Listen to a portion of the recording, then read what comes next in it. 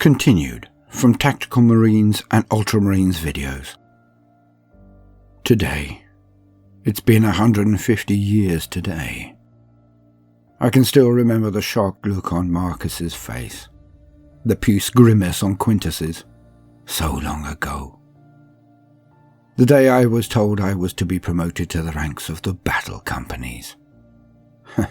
The bawling out that old Rufus gave both of them, but I felt just as emasculated and chided by. Ah, Rufus. How I miss him. We lost him during the invasion, you see. After the Avenging Sun arose to lead the Imperium once again. He would have liked that, Rufus. To have seen that. Our Primarch amongst us once again. A pity. But he went the way he would have wanted to go. Bolter in hand, bringing the wrath of the Emperor down on his enemies. He was found surrounded by a dozen traitors, inside a score or more of cultists. Like a flower, with him at its centre, each petal a victim of his skill. A tableau in testament to his courage, his valour, his tenacity. Picts were taken and distributed. It was one of the main images of the engagement. We won. The cost had been high, but we paid it. With brave souls like Rufus and so many others, we paid it. And evil was thrust back into the pits of hell, and sanity and righteousness prevailed. But that day, so long ago, we still laugh about it even now, Marcus, Quintus and I. We gravitated to the same company, fate throwing us back together after almost a century fighting amongst other brothers, under different banners. I was made captain finally. Marcus was attached to my company via his Tyrant Guard squad, and Quintus via his vanguard. Both have been offered promotion and denied it, for the time. Both truly loved their roles, you see. As Rufus himself identified all those years ago, they liked to be in the thick, in the fire and thunder, so neither strove for the rank I had attained. We would enjoy at least a decade in this formation, if all went well. That was what we thought then. But it has been 50 years now. The wars have been long, the active theatres and placements short. We have been busy. Busier, I think, than the Ultramarines have been for a very long time. Not that we were ever sluggards, though. It is just that we presently live in very interesting times. Of the many engagements we have had of late, the many pleas for assistance answered, the many worlds saved from the grip of tyranny, the many enemies faced and bested, all I can say is, there is never a dull moment. One posting, it will be hunting raiders and brigands plying the warplanes, camping on the Mandeville points, looking for easy prey. The next it will be fighting legions of the metal monstrosities, the ones that must be killed again and again before they get the point, before they know they are outmatched. The next will be against the green-skinned scum who infest so much of the universe. The next will be hurling back yet another incursion from the warp, be it traitor marines or the Neverborn. The cost is always high. But this engagement is not against any of them, not mutant, marauder or mastermind. It is against the Hive fleets. It is against the Tyranids. I know this. I was there. I know how to defeat them. We were on our way to a small world called Abundance Tertius, as directed by Malneus Calgar himself. To represent, he said. But if we are representing the Ultramarines, then we shall be as Ultramarines. We will act with honour. We will show the way. En route, we dropped out of warp at the Mandeville point to regain our bearings, to confirm them at least, when the astropathic choir received a piteous wail from a nearby world. We jumped. We assessed. We acted. The splinter of the Hive fleet was small, a scouting element mayhap, so it was manageable. We are the Marines of the Avenging Sun, so we did some avenging. I ordered our battle barge and cruisers into the midst of them, and they felt the hand of the Emperor on them that day. With every volley, with every broadside, with every boarding action we repelled. It was over in 6 hours. We smashed their bioships in detail, then we turned our attention to the events below. Long had they been on this world. Long had they fought and killed and were on the verge of victory. We had to strike decisively or fail. The clusters of swarms had 3 prongs, but ever was one the largest, the one that was coordinating the others. This is where it would be. The Hive Tyrant that many called the Subjugator. Well, that is the polite sobriquet. If I am not mistaken, then we have met before. I look down at my left hand, now metal not only on the outside. The ceramite gauntlets of the Astartes, the Space Marine. No. For inside the metal sheath there is my replacement bionic, my metal hand. Whenever I think of the Subjugator, I can still hear the ticking of the grenade I placed in its mouth. Well, placed it by allowing it to bite off a good section of my arm. Tick, tick, tick. But this time would not be like the last, not even close, because the confrontation is of a different form. I met with the biologus. He explained it to me in graphic and hard data. There becomes a point when an infestation from the Tyranid takes hold. When that has happened, when its organisms permeate the planet and its entire ecosystem, then the world is doomed. The levels on this world were dangerously close. The tipping point had already been passed, really. So it was a rescue mission, not one of defense. This is the sort of thing Marcus and Quintus wish to avoid. Too much information. Too many decisions that have nothing to do with target acquisition or priority. No steel on steel. Just hard choices. With lightning alacrity, I arranged for our escort ships to prepare to take on refugees and begin to send their transports down to the surface to evacuate the populace. I ordered our storm talons and stormhawks and speeder contingents to harry the flanks of the swarms, to direct them away from the extraction points. But the Subjugator did not wish all of this juicy biomass, our people, to leave the planet. So it strikes. The main thrust comes on like a bull, aimed directly at the largest spaceport, the one from which the majority of our activity is based. There are thousands of people waiting in lines, slowly shuffling onto transports. If the bugs get past us, it will be a massacre. So we move. A well-oiled machine, my one order sets off a chain of events that makes me proud. Of my men, their dedication, their discipline. Our storm ravens take off, my men on board. A spirit of shots erupt from the battle barge, followed by a set of torpedo-like objects slamming down to where the fire exploded, to where we are going. The small town of Withdrawal. It sprawls in every direction, covering most of this basin, and will be the site of the battle. We approach, and I stand behind the pilot, viewing the tactical displays. The main swarm is coming. He has accepted my challenge again. Before we even touch down, the doors open and my men begin to drop out and take defensive positions. In front of them are a hammer-full bunker and 2 Deathstorm drop pods, the missiles I mentioned earlier, perfectly placed to cover the huge rents in the earth and burning open ground created by our bombardment. I have created a killing field, brought the best firepower to cover us. But we dare not just bludgeon this continent with orbital firepower, or the spaceport may be destroyed or rendered useless, and that would condemn every man, woman and child to a horrific demise. Our storm ravens take off and move to the rear, but within a safe distance to be on call for an immediate extraction. We disperse amongst the buildings. Only a few avenues have been rent by imprecise fire. Bombardment is never as accurate as one would hope, but it was as precise as it gets. The majority of our half of the city is left standing, for cover, for vantage points. This cannot be an exercise in endurance. They would prevail. All I can do is hope he accepts the challenge and, by taking his mind off his campaign, even for a few hours, that I can get our people out.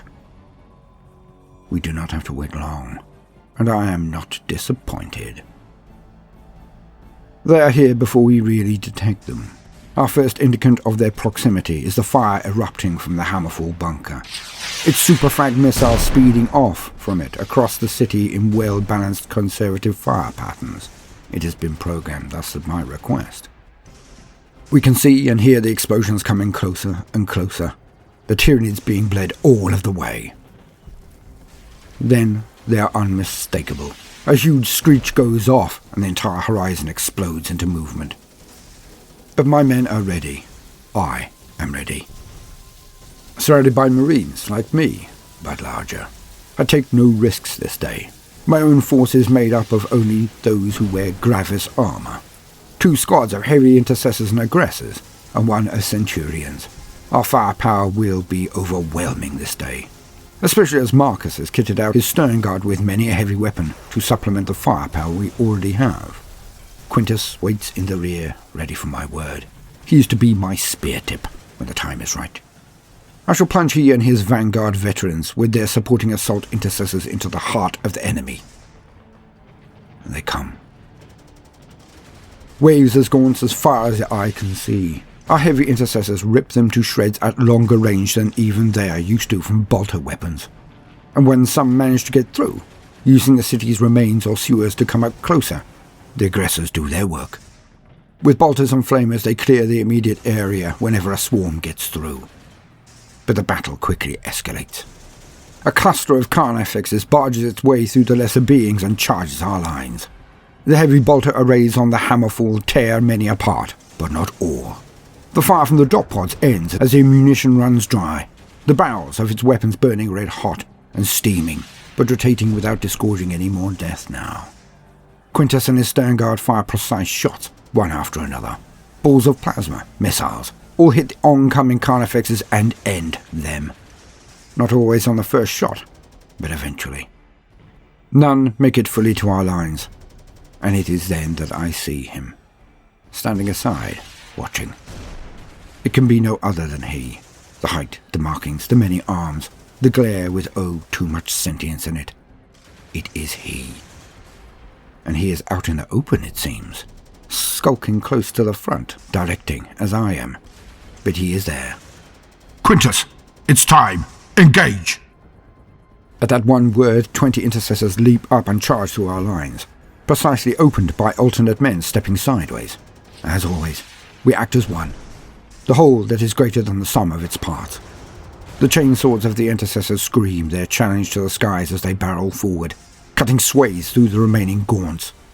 I direct fire, my aggressors taking the flanks of the charge by moving forward at either side, covering the charge.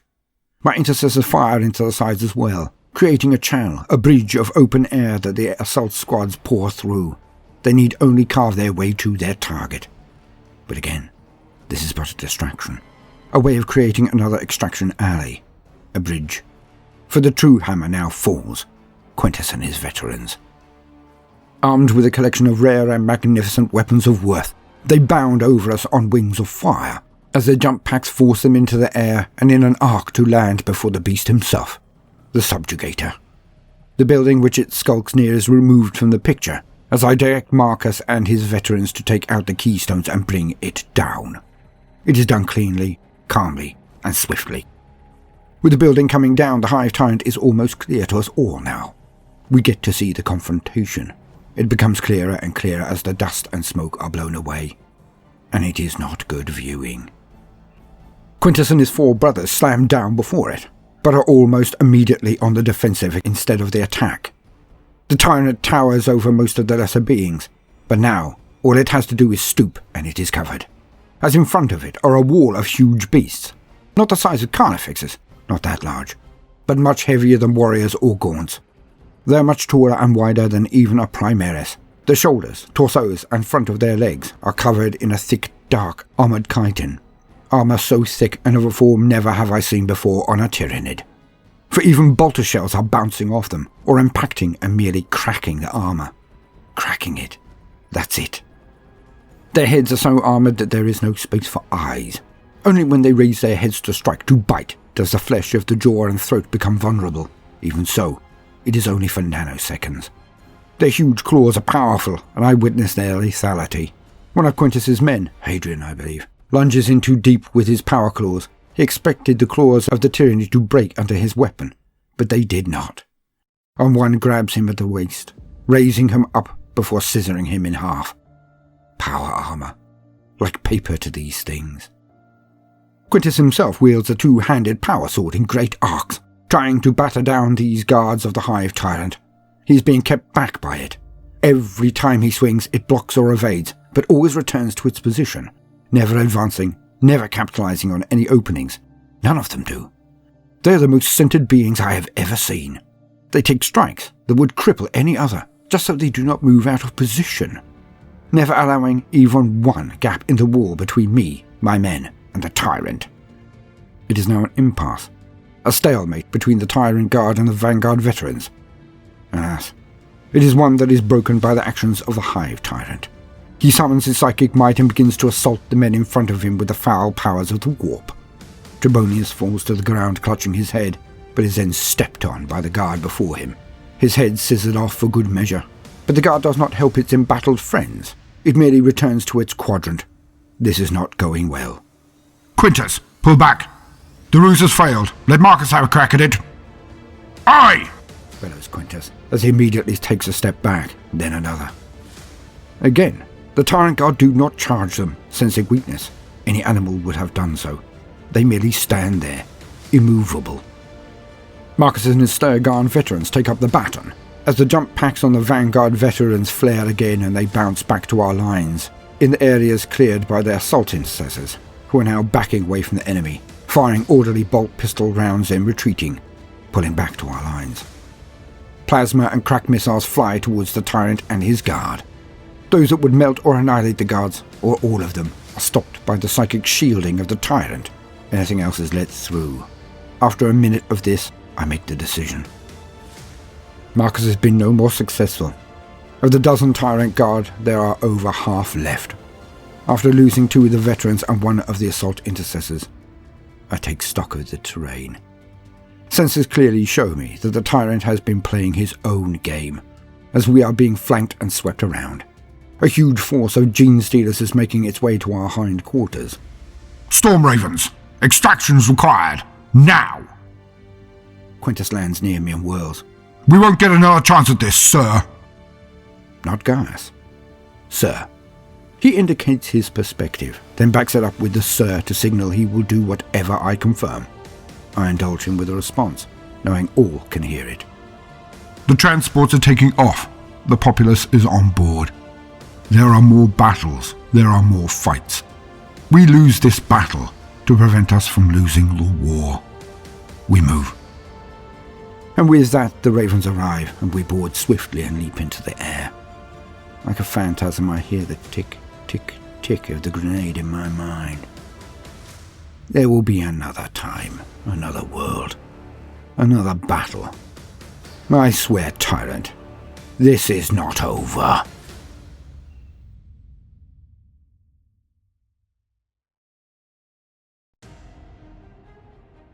Welcome, gentle listener. I am Baldermort, your faithful servant, and I wish to introduce you to the forces, factions, and war gear of the Warhammer 40k universe, the grim darkness of the far future. Where there is no time for peace, there is only time for war. And today, we are to discuss one of the bioforms of the Tyranids, the Great Devourer. And one might say, but Baldermort, that is a unit, not a piece of war gear. But oh-ho-ho, I have to disagree. For every warrior beast created by the Norn queens of the Hive fleet is designed and redesigned for one purpose, and one purpose only: war. So by that criterion, they are indeed the war gear of the Hives. In specific, we shall be discussing the Tyrant Guard, those walls of chitinous armour, bulk and claws I so tried to describe in the opening tale.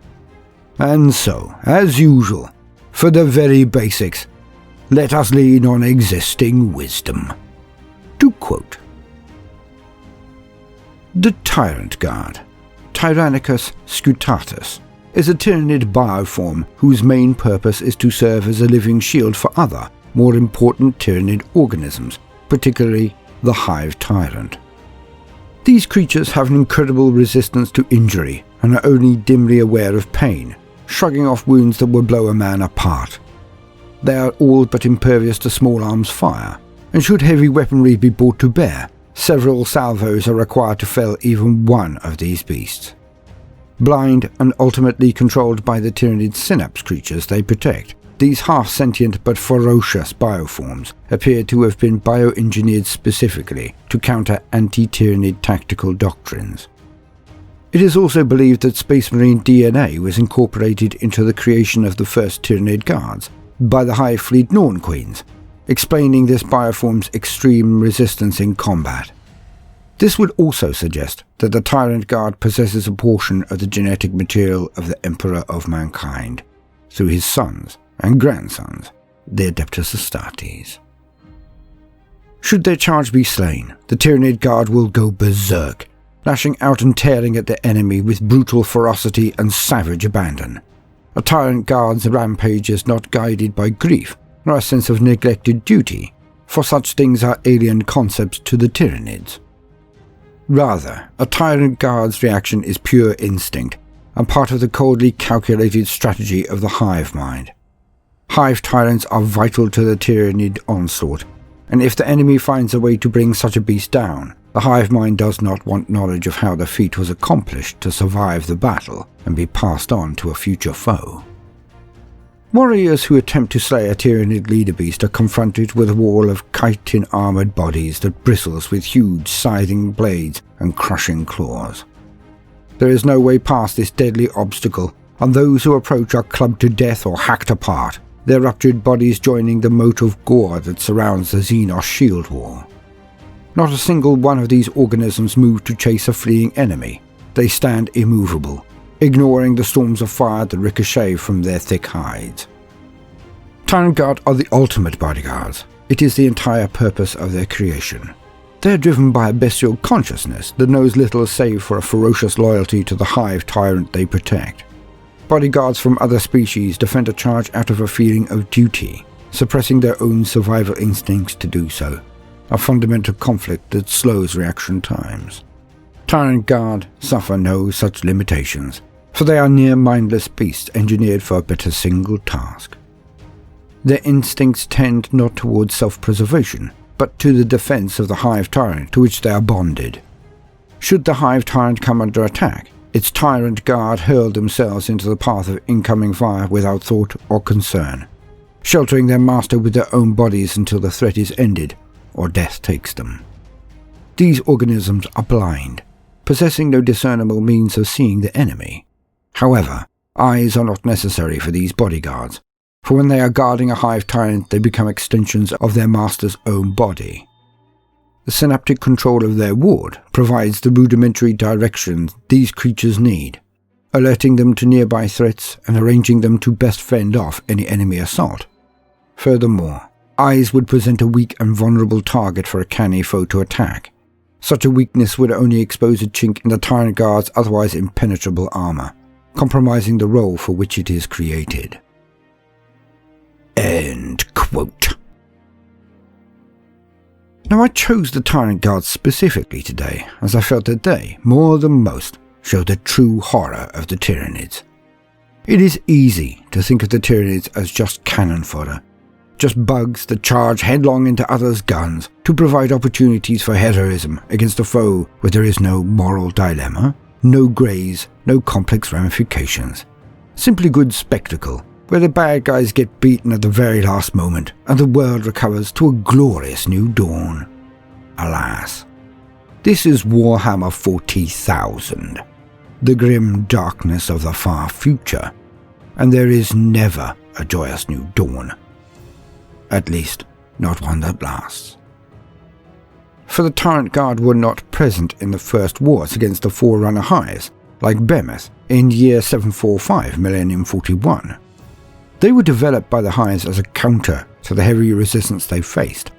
The constant attempts at decapitation strikes that would remove the Hive Tyrants and other major synapse nodes from the Force, allowing the swarms of gaunts to be culled more easily without their cohesion and direction.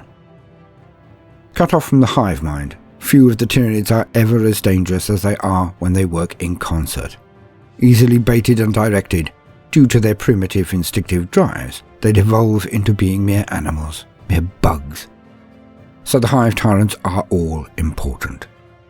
And thus, the Hives are learning, developing, becoming more canny and cautious, deepening their knowledge of the races of the galaxy. They are in a constant arms race with their meal, but it is an arms race that they are blatantly winning, because it relies on absorbing the strengths of their adversaries and developing new stratagems and new assets for each successive encounter. The Tyrant Guard have chitinous armor that is dark, almost black, and are much more robust than any other in their size class. It is clear that they have been developed not only to counter, but out of the very stuff of Space Marines. For their armor cannot be anything other than a mockery of the black carapace of the Astartes, and with each new race they overcome and consume, with each new strands of DNA that are added to their repertoire, their genetic database, they become more adaptable, more lethal, more driven, more efficient, more resilient, and more unpredictable with each and every conquest. And it is probably the last of these, unpredictability, that is the most harrowing when dwelt upon. For the Codex Astartes, despite it being a masterwork of a genius, the culmination of the works and effort, the learning and ability of all of the demigods of war that were extant when it was written, despite all of this, it is but one book. It has a finite amount of permutations, has dogma, rules, do's and don'ts, and is predictable. And it would inevitably, inexorably, be a riddle that the hive mind will eventually crack, will eventually use to predict the responses of every force of the Imperium upon every world and in every theatre of conflict. And that is something that the Imperium will not survive. So we return to the confrontation, the invasion of the Tyranids forcing an arms race. But the Imperium can barely maintain that which it knows. Innovation is suspect, and often its merest suggestion leads to a gruesome death from the powers that be. The Eldar are a shadow of their power, minute in numbers and divided, even so, into a myriad of factions, allegiances and cliques. They do not move forwards, they look back. The Orcs are brutish, uncoordinated and erratic. They may win battles, but it remains to be seen if they can outfox an adversary that learns from every defeat. Octarius may be the decider. The Necrons walk from their tombs amid a galaxy on fire and threat of being devoured. But do they have the numbers, the cohesion to be a tangible force to resist? Or will their senility prove their undoing, as it may destroy their ability to invent? The Tau are swift enough, developing fast enough, but are too few in number, too hemmed in by their adversaries, too concerned with the huge, ancient and mad empires on their borders to move fast enough forward to match, let alone beat, the bugs. And the corrupting powers, the dark gods of chaos, merely see them as the competitor to their herds, their meals. Will they take the Tyranids seriously enough to be able to counter them if all else fail? The great devourer, the hive mind. It has incorporated the best the galaxy has to offer, like the Adeptus Astartes, and not only beaten them, but absorbed the best from them too. But more than this, they have discerned the sources of the greatest power, the most potent genes. The Tyranids have worked out that the blood of Sanguinius on Baal and the Emperor on Terra are the motherloads of all genetic stock, and they are coming for them. I have been Baldermort, your faithful servant. Soon we shall see how the genes of the Eldar have been used by the Tyranids to form other lethal beasts. I hope you will join me then. If this idea appeals, then please do consider liking and subscribing. If you do, then hit the notifications button, as I would not want you to miss out. If you see the worth in what we are doing, then do also consider joining us on Patreon, or giving the video a share if that is beyond your scope. It would be a great boon. Now, no matter what you do today, do try to make some time for fun. Toodaloo.